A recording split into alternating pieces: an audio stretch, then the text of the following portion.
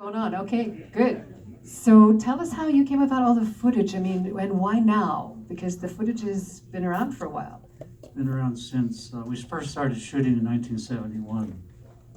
So we've had many years of collecting footage. Of course, when Prabhupada was here, that was from 1971.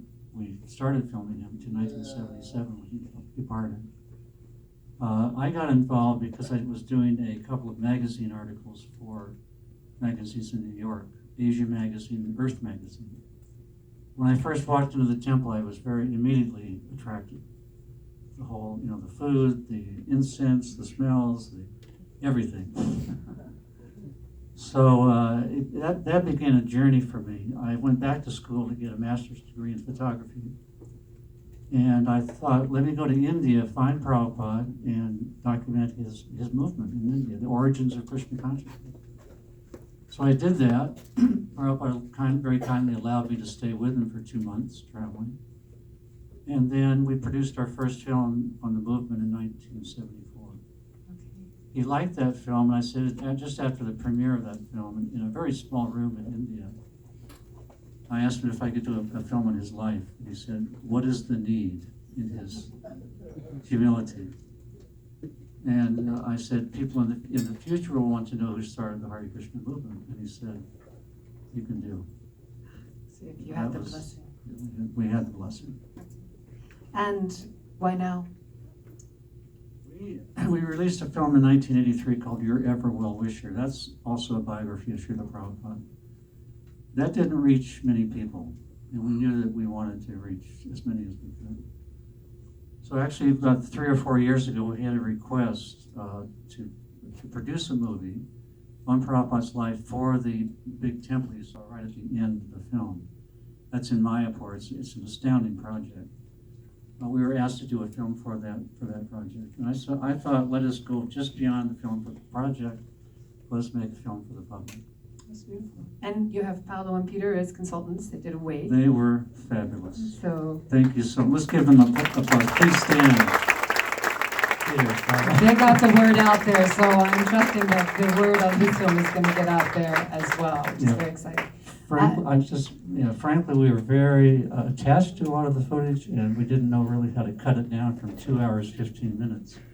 And they helped us tremendously. Thank you so much. Beautiful. How was the screenwriting, Jean? You had that credit. So tell me what the process was for you. Well, as John was saying, we had an absolute mountain of material. There's 31 hours just of Srila Prabhupada, visual of Prabhupada, and there's over 1,800 hours of audio, his lectures and conversations.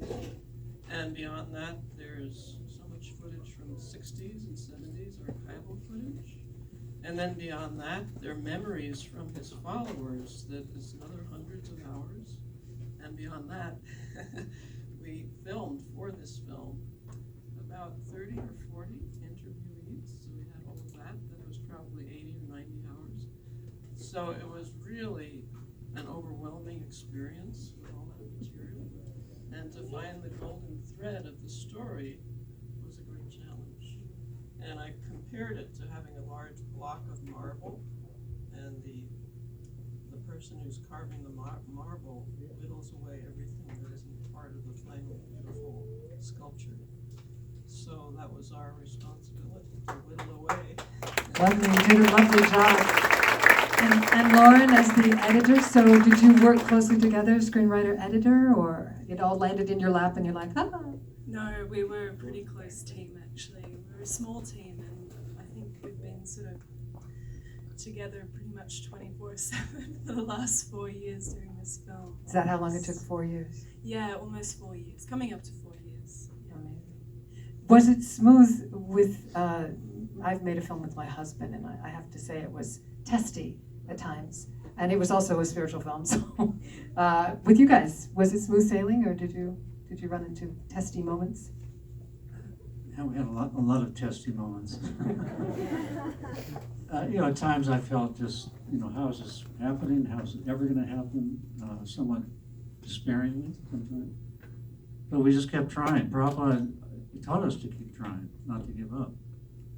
in our personal sadhana, in our spiritual life, in anything we do. If we believe in it, just keep at it. Don't give up. So I want to open up the questioning to the audience. Who would like to ask a question? Raise your hand. So just get the mic to you before you start it out there. Please pass this down.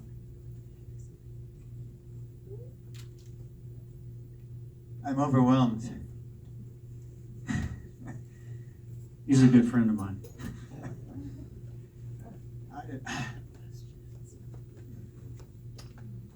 Well, I'll just ask a small question.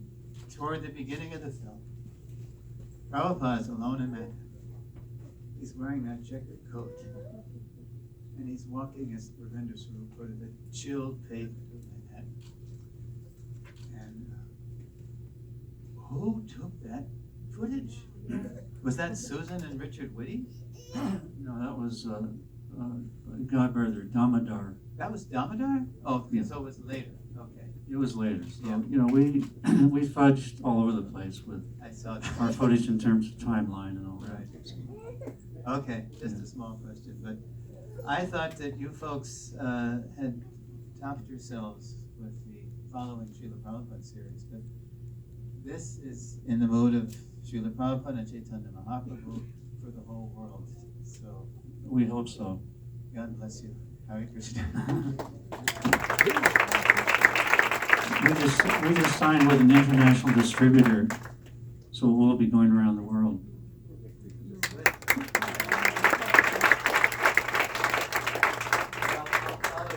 I'll follow you and see it again and again. Was there a question? No, that was answered. Oh, okay. So that the question must have been about distribution. What was your favorite part of making the film?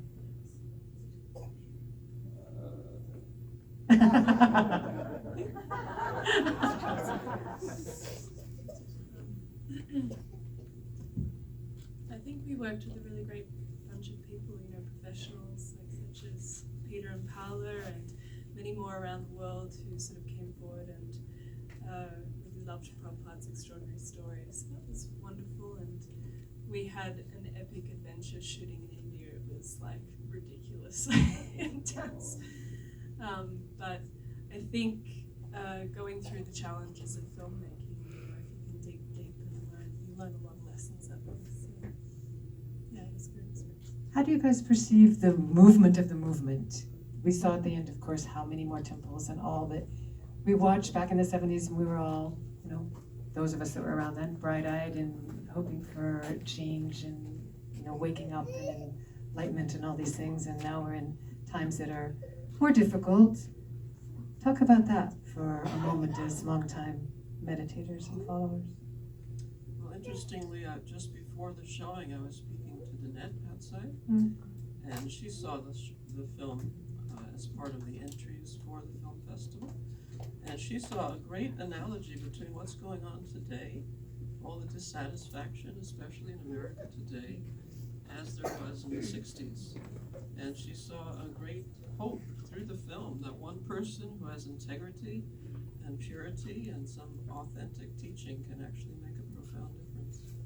And it's amazing the support, what happens from, what's so wonderful about Prabhupada is that he did end up on the streets. He did have nothing. There was no help other than Krishna. And look what happened. And that's just so powerful. It's such a beautiful story to tell. We've got questions back there.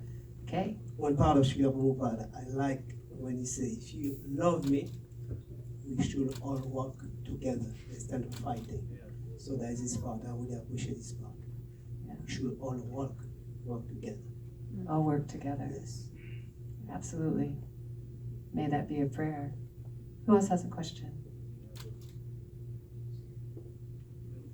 Raise your hand if you have a question. Hi. The little one. He's got a question. No, just stretching. Okay, over here. I have one. I'm curious if your relationship to the Guru's teachings, if they also went on some sort of journey in the making of this film. How did that affect you as filmmakers going on this journey? How did that affect your sadhana?